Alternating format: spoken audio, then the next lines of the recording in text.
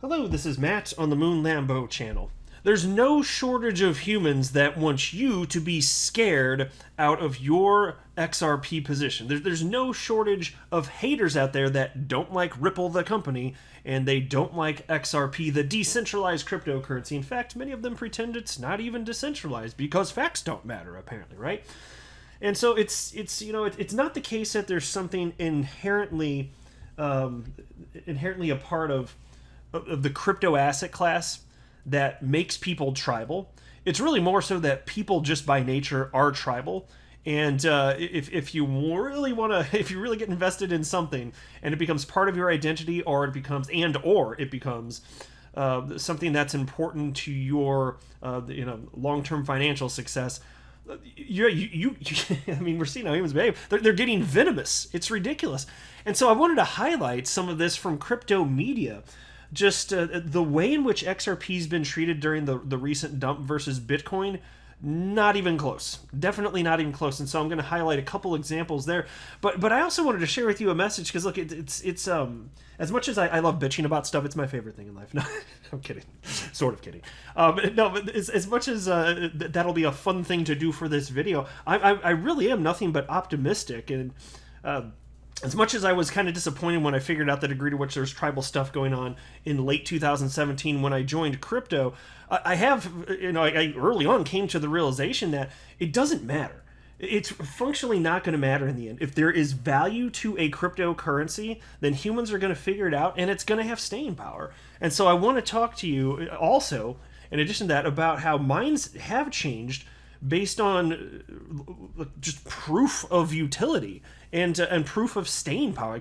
Like the fact that the crypto asset class is still here after 12 years. At some point, if you are a hater or denier of crypto in general, you just gotta, at some point, if you're being intellectually honest, be like, okay, what do I not get yet? At some point, you have to have that come to Jesus moment. And a lot of the world's wealthiest investors actually have. And so I think that when it comes to XRP, you're going to continue to see that. And many already have. But it's going to happen in a much more pronounced way as the years pass. But I do want to be clear at the outset, I don't have a financial background of any kind. I am not offering financial advice, and you definitely should not buy or sell anything because of anything that I say or write. I'm just an enthusiast who likes to make YouTube videos as a fun hobby about Ripple and XRP and crypto and apparently tribal humans. So that's it, though. And so look at this. As I record this, XRP happens to be at $1.04. But what happened over the last week or so? We're all aware of the great crypto crash of 2021. The bear market that lasted for all of 3 days, right?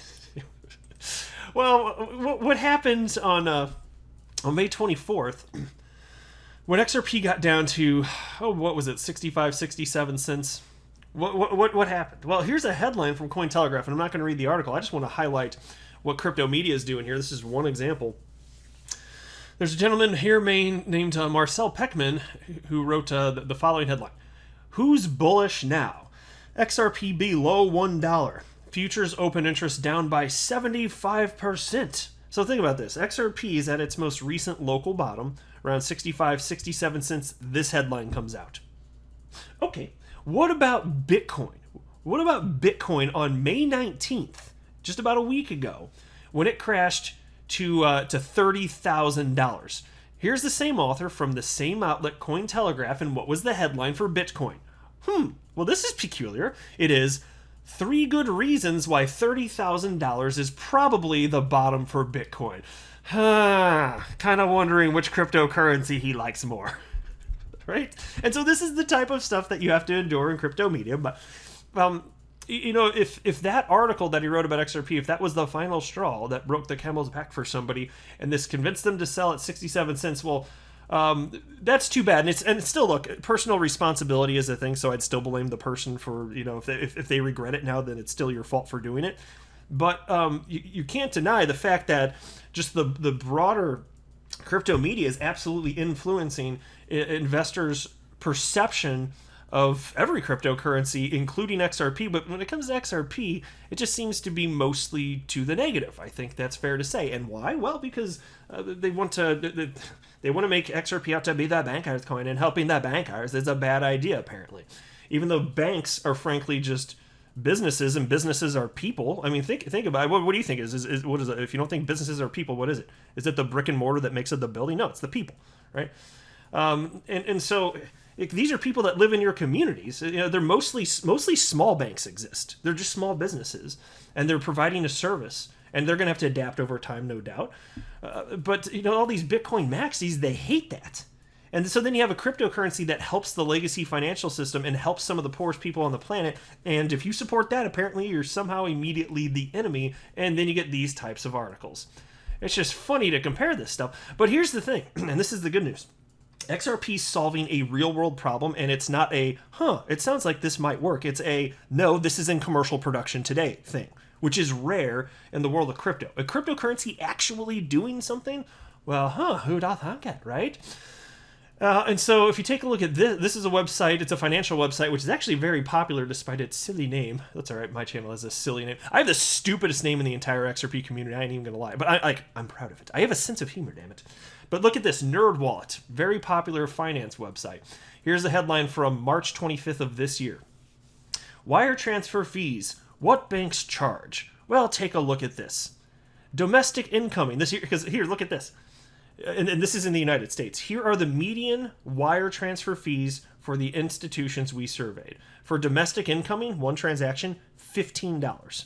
Domestic outgoing, $25. International incoming, $15. International outgoing, $49. What in the ever-loving hell? And so this is what the legacy financial system looks like today. Now, XRP specifically is being utilized as a bridge currency, so you only need it, when we're talking about for the use case as a bridge currency, you only need it when you're converting from one fiat currency to another.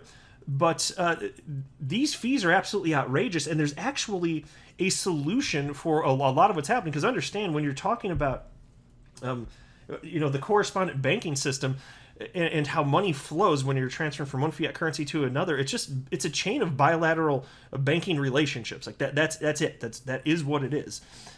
Because not every bank knows every other bank, but you might know a bank that knows the bank that you need to get the money to.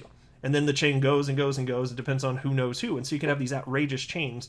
And that's the reason that you can have settlement take like the better part of a week in some of the most outrageous cases here. And it does get outrageously expensive. But, so here in this case, I brought up wire transfers.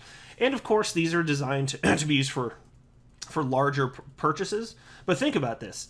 Like, $15 is outrageous no matter how much money you're transferring. It's not like the money's physically moving here, damn it. If you move 50 cents or $50,000, you're moving those digits from one ledger to another effectively. That's it. It's not like the cost dramatically goes up. It's just that $15 or $25 or $49, if you're moving $100,000, oh, well, that's just that tiny little thing. But talk about a money grab here. And so with the corresponding banking systems, if you're just talking about moving money from person to person and you don't need a wire, some of the fees will be less, but they can still be outrageous percentages of those transactions.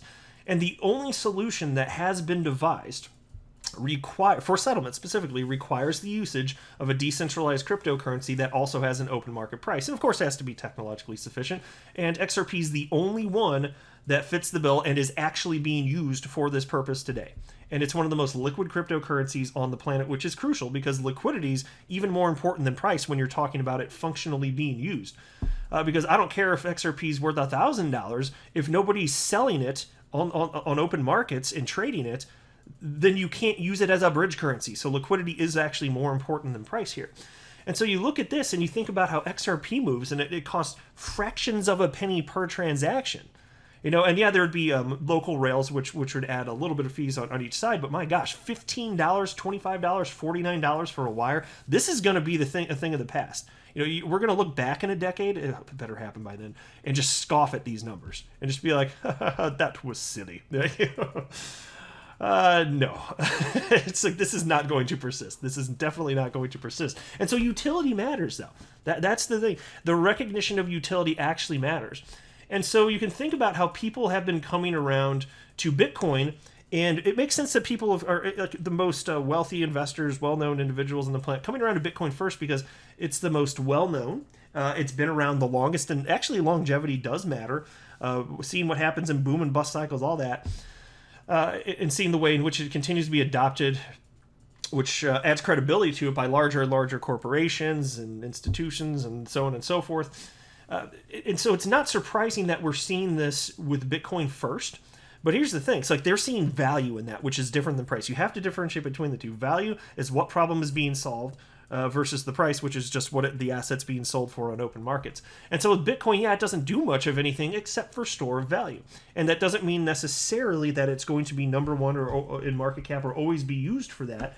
But it certainly is right now, and we don't know for sure, not 100%, that it will be around forever. But a cryptocurrency, at a minimum one, given that there is value to that use case, a minimum of one, bare minimum of one, will have staying power forever as long as the internet exists. So we already know the asset class deserves to be here. So it's like, where do you want to put your money? And how much do you want to put in? And that's why we're seeing the wealthiest investors on the planet jump in. Take a look at this tweet from Cryptocurrency News, who wrote, "What do some of the most successful billionaire investors have in common? They own Bitcoin." And this is fascinating because the three cited here, they were all anti-Bitcoin, anti-crypto, but now they're in. Because it goes back to what I keep saying, and I said it already in this video, but I want to reiterate, it's important. You know, if enough time passes and there's enough adoption and you're still anti-crypto and Bitcoin, at some point, if you want to be intellectually honest, you just got to ask yourself, okay, what do I not get? What do I have wrong? You have to do that. And the same thing is going to continue to happen with XRP because it's solving a real-world problem. It's doing something else that literally no other cryptocurrency on the planet is doing. There's over 8,000 cryptocurrencies. None of them are being positioned to do what XRP is doing in enterprise-grade software today. I think that matters for long-term viability.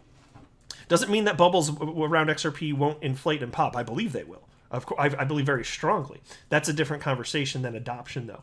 But yeah, I do absolutely think you're going to continue to see an XRP bubble inflate. But actually, I personally want that. I'll make it. I talk about that in separate videos.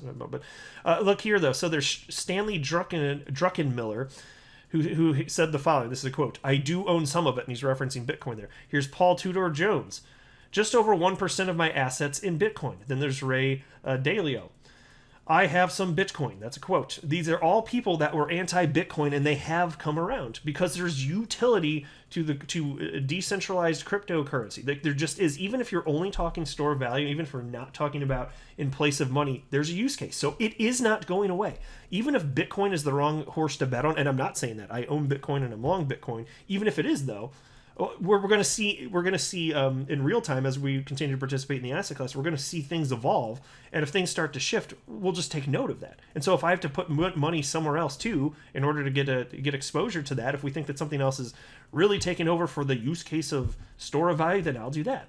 But I still personally think that any cryptocurrency that is solving a real world problem, I think that people are going to, as they continue to increasingly diversify and jump into the crypto asset class, they're going to invest in cryptocurrencies that they think will have staying power based on real world utility. And when they're doing that, they're using it as a store of value. So that's another use case for it. So for XRP specifically, as it continues to be adopted, yeah, I do think that you're going to continue to see that. And it's hard to figure out which cryptocurrencies are going to have staying power, and people the world over are struggling with this, which is why the whole market moves in tandem even in 2021, but it won't always look like that. It makes it a little bit easier, in my humble opinion, to invest since it does, so I don't completely hate that it does, but it's not going to stay like that. But look at, even now though, I also don't want to make it out to sound like there is nobody noteworthy investing in XRP and investing in Ripple. That's not the case. There are millionaires and billionaires that absolutely are investing in XRP. There's also a reason that so many hundreds of millions of dollars have been invested in Ripple, the company, because they're a developer building on top of the XRP ledger, and they have found true utility that absolutely fundamentally changes the way money moves around the planet. And so look, these people are not stupid, and while nothing is guaranteed in life, they believe that Ripple's use case, which by the way has XRP at the core of XRP is at the core of Ripple's business model. All of these people that have invested in Ripple, they're betting on Ripple for the long haul, but also XRP indirectly if they're investing in Ripple, but they're counting on that because they have to, because that's at the core of the business model. And so you're just going to increasingly see that as time passes. So for all these reasons and many more, I couldn't be more optimistic. So despite what these articles say, again, Marcel here with Cointelegraph, who's bullish now, XRP? Well, it's substantially higher. I mean, it's increased almost 50% since he wrote this article. So, okay. And it's just so funny, too. They're writing this stuff about XRP, and just if you want to understand the degree to which they really don't like Ripple and really don't like XRP, how many times do they write these articles for coins that aren't XRP? Because there are 8,000 coins, and so you had the positive one with the positive spin about Bitcoin, and then you had the negative spin with the one about XRP. And, I mean, yeah, they do have other individual articles about cryptocurrencies, but my gosh, I keep seeing this trend over and over and over again in crypto media. XRP just gets singled out, and it's frequently negative. And it's silly, but there you go. I'll go ahead and wrap up there, though. I am not a financial advisor. Do not buy or sell anything because of anything that I say or write. That would be a very, very, very bad idea. Until next time, to the moon, Lambo.